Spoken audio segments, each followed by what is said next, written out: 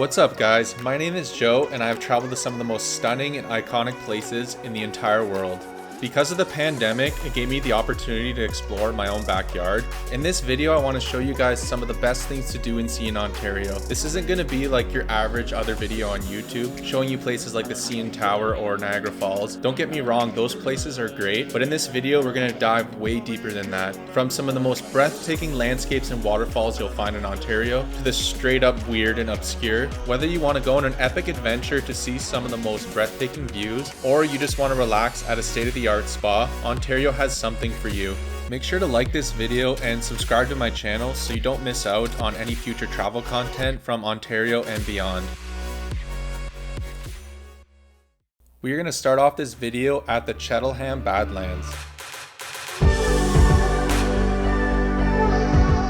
This landscape looks like it would belong somewhere in the southwest United States, in a place like maybe Utah or Arizona. The Badlands were formed over 450 million years ago at the base of an ancient sea. There is a boardwalk for you to walk on, and people used to actually be able to walk on the Badlands, but that actually aided in the erosion of the Badlands, so that's definitely not recommended to do that now. Make sure to book your tickets in advance, as it does get quite busy during the summer months, and you can book your tickets online on the Conservation Authority's website. The Badlands definitely deserve a spot on your bucket list in Ontario. Next up in this video is Tews Falls, a waterfall and one of the tallest in Ontario, going at over 135 feet. I went to Tews Falls a couple years ago, and it hadn't rained in the area in weeks, so the flow of the falls here in these videos is actually quite a bit less than it usually is. But nonetheless, it was absolutely spectacular. Shout out for those of you that hate hiking, you are in huge luck here. This is maybe a 5 to 10 minute hike to the falls from the parking lot, and it's a very easy hike with only one set of stairs to get the best viewpoint. Tews Falls has to be one of my favorites and reminded me a lot of some of the falls that we saw when we traveled to Bali, and is definitely a must-do for you in Ontario. I also wanted to briefly mention Dundas Peak, a viewpoint that is slightly further away from the falls, and this also offers great views of the Dundas Valley. Alright, now we're going to switch gears here for a second and go to the Screaming Heads, probably one of the weirdest experiences you'll have in Ontario. I've been going to the Screaming Heads for quite a few years, and every single time that I go, I find there's a unique kind of twist to my experience there. The statues were created by former teacher and artist Peter Kamani, and there easily has to be dozens of these art pieces all over his property. The statues are also quite a bit larger than they look like in these videos. I think they range from about 15 feet tall to over 20 feet tall, which is absolutely insane. It is a pay by donation to enter, so I do suggest giving a small tip to help support Peter and this unique experience. You can easily spend at least a half day exploring his property, where they have castles on his property and there's actually peacocks that roam around here. Next up, let's head to this insane viewpoint called the Lion's Head Lookout. The Lion's Head Lookout is one of those locations in this video where you just don't even feel like you're in Canada anymore. From this 200-foot cliff viewpoint, you get stunning views of the turquoise waters of Georgian Bay, and it makes you feel like you'd be somewhere in the Caribbean. There's several different viewpoints, all of them being really good, but the one that's in these videos is definitely the best. The hike in is a little different than the ones mentioned in this video, as it's a little bit more challenging. So far so good on the hike. We're probably like 15 minutes in, 20 minutes in or something, and it's easy right now, so I'll keep you posted on it, but so far it's been pretty flat and it's quite easy. Most things we've read on the internet have said it's pretty hard. I am by no means a pro hiker or anything like that, but I find that the hike was pretty moderate if I had to put a difficulty to it. It does go up and down in elevation, but it's nothing too crazy. There's also an 18-kilometer loop that you can do as well, but that one would definitely take you a few hours. It took me and Alicia roughly about an hour to get to the main viewpoint that we wanted to at like a decent pace and doing a couple photography stops. Lion's Head is definitely one of those places that gets really busy, especially during the summer. So if you do want to make sure to have a parking spot available, you are going to have to book that in advance, or there's a good chance that you might show up and there's going to be no parking for you. Another good thing to know is that you only have 4 hours available to do the hike, so that's something to keep in mind. If you plan on doing this hike during sunset, I do recommend, because it's absolutely beautiful, but it's probably a good idea to leave before the sun completely goes down below the horizon, because me and Alicia spent probably more than half the hike in the pitch black. We made it out just before it got dark. Oh my gosh, it is kind of sketchy in there when it starts to get dark, I'll be honest. I don't recommend doing that. Like, leave way before, because we were going in, it's starting to get pretty dark out right now. It's a little bit sketchy. We are going to stay close by and explore the beautiful harbor town of Tobermory.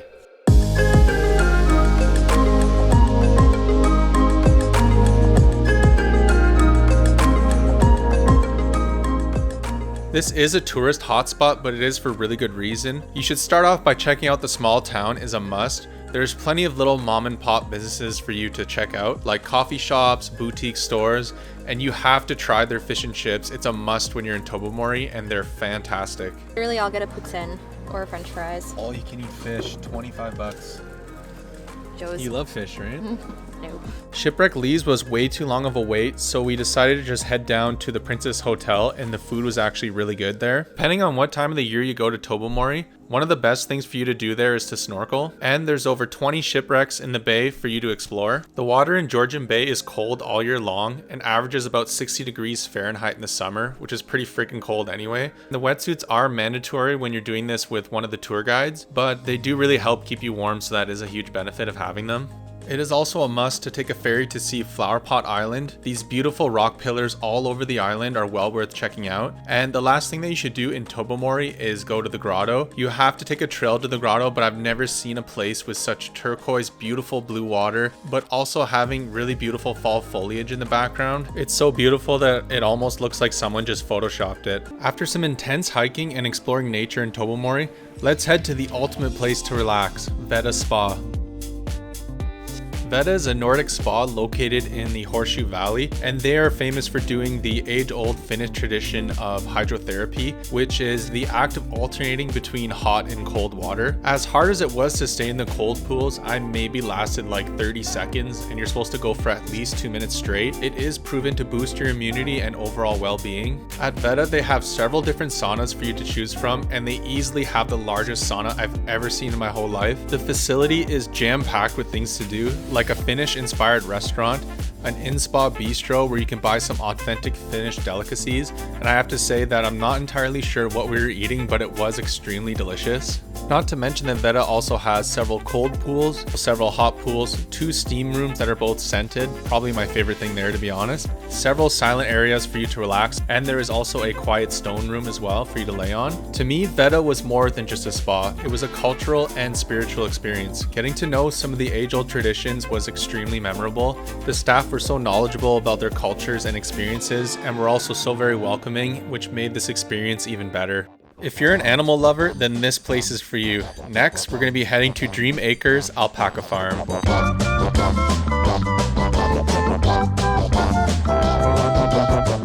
Dream Acres Farm provides private tours, and guests, you actually get to walk the alpacas through some of their walking trails. These animals have to be some of the friendliest, goofiest, and most curious I've ever seen. You can learn the ins and outs of raising these animals and the benefits of wearing alpaca wool. They have a shop with all sorts of locally made products from their alpacas, and they've just recently opened an Airbnb where you get to stay close to the alpacas and feed them in the morning. So I know that 100% I'll be coming back here one day.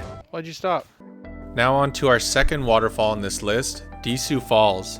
One could argue that this waterfall is actually more beautiful than Toos Falls. It is definitely a lot more secluded, with roughly a 45-minute hike to get to the waterfall. I'm not gonna lie to you, you're gonna have to do a little bit of bushwhacking to get to this waterfall. You do get to follow this beautiful stream and get to see some beautiful sights along the way, with this smaller waterfall just on the side of the trail. You know you're getting close to the waterfall when you start getting misted on by it. A lot of people will come here for the day and just have a picnic and swim underneath this waterfall. Just a quick heads up too that make sure you bring your tick spray, because later on that night I actually found a tick that was on my leg still, so a little bit scary, but make sure just to be safe when you're out there.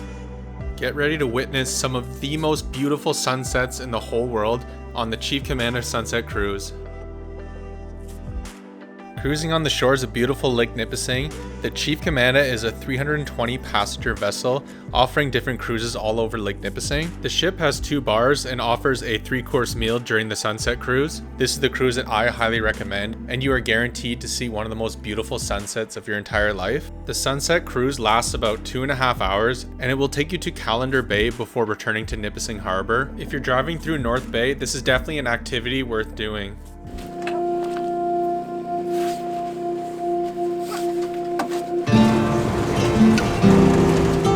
Next on the list is Glen Oro Farm. Glen Oro is a luxury glamping experience like no other, and I mean luxury. We stayed at the Galaxy Stargazer, and it is probably honestly nicer than my apartment. This dome is fully decked out with a shower, fully stocked kitchen for all your needs, a fireplace to help keep you warm at night, and a living area to relax in. So look at the view you're going to be facing just from the couch. Look around, like look at behind her. And we're hoping for it to be a clear night so the stars come out, but even the sunset I think is gonna be really nice from here. As well as the highlight of this place probably being the top floor with this huge bed where you get to overlook the stars at night. And this was our view the first night at the fire pit. They have several different styles of domes for you to choose from, and they also have explorer tents, which is more recommended to really immerse yourself in nature. Other amenities they also have on the property is a fully sized sauna and cold plunge for you to enjoy. Quick. It's got like a little entrance right here. It's like a little change room, I guess, or something. And then step in. Wow, and there it is. It's really nice though. And there's a complete equestrian facility for training horses, cross-country schooling, and they also offer horseback riding to their guests, which is awesome. Hi. Oh my god, hello. Wow, this is so cool. Beautiful. You are full Hello. of Woo! Hello. Hi. Oh yeah, you like the camera. Wow, it's so beautiful. We unfortunately weren't able to do the trail run just because Alicia wasn't feeling too good the morning we were supposed to do it, but all the better reason for us to come back to Glen Oro. If you are looking to get away from it all and surround yourself in nature, staying at Glen Oro Farms is a once-in-a-lifetime experience. Next up, we have the Scarborough Bluffs. The landscapes here are absolutely jaw-dropping and make you feel like you've been teleported somewhere else on the planet. There is a nature reserve and park here with a really nice walking path which will lead you to this beachfront to soak in these epic views. The limestone formations are from thousands of years of wind and water erosion from Lake Ontario to create these really unique structures and carvings in the stone. I have heard of the bluffs not always having the cleanest water or the cleanest beaches with people partying and leaving a lot of trash there. But when I went there, it was actually quite clean, but this was before COVID, so it could have changed. Guys, please make sure that when you're going to these beautiful places that we keep it that way and you just clean up after yourself.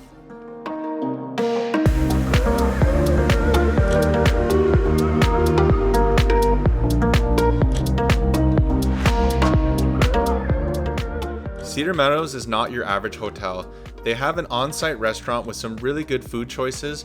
They also have a spa with Nordic baths, meditation rooms, a steam room, but the highlight of Cedar Meadows has to easily be hands down their wildlife tours. The tour involves going on a tractor and exploring their 100-acre wildlife park, where you get to meet some of their elk, deer, and their bison. Being so up close and personal with these animals really made this wildlife tour stand out.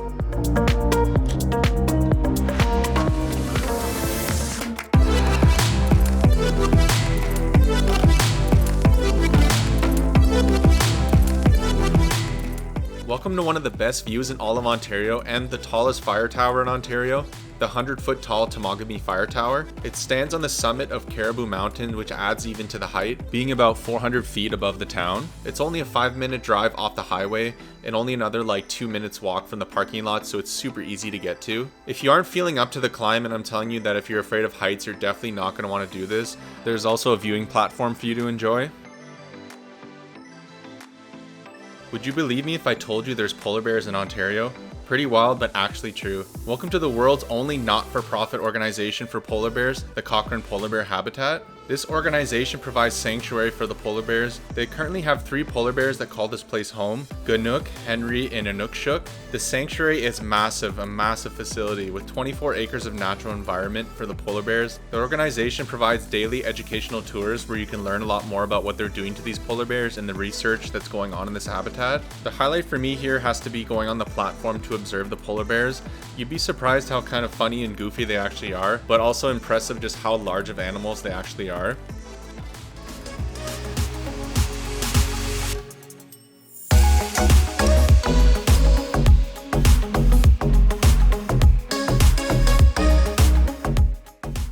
Eau Claire Gorge has to be one of the most underrated hikes in Ontario, and you most likely have never heard of it unless you've done a lot of hiking in Northern Ontario. There is a lot of history in this region. When the fur trade and logging used to be huge industries in the area, there is an interpretive map along the trail highlighting certain areas of the trail that have historical significance, like this reconstructed log cabin that is located near the end of the trail. Besides the beauty of this trail, my favorite part has to be the roaring gorge near the middle of the trail. Pretty wild that logs actually used to be passed through this gorge by loggers. I've been on this hike countless times, as I always come here at least once a year in the summer or fall. And we finally have come to the best location on this list, Devil's Rock.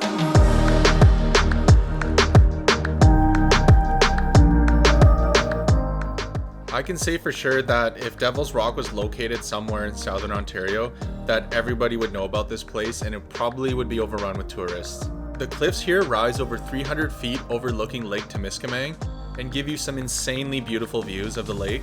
You won't have much signage to get to the trail to Devil's Rock, or much point of reference that really makes it obvious that you're close, so it can be a little bit difficult to find the parking lot for the start of the trail. The hike into Devil's Rock is actually very easy and should only take about like 10 or 15 minutes to get there. I've been there twice, once in the winter and once in the summer. There isn't any safety railings or anything like that, so I didn't exactly feel safe going in the winter, so I highly suggest that if you're gonna go, that I would definitely go in the summer over the winter. Devil's Rock easily has to be one of the biggest hidden gems in Ontario.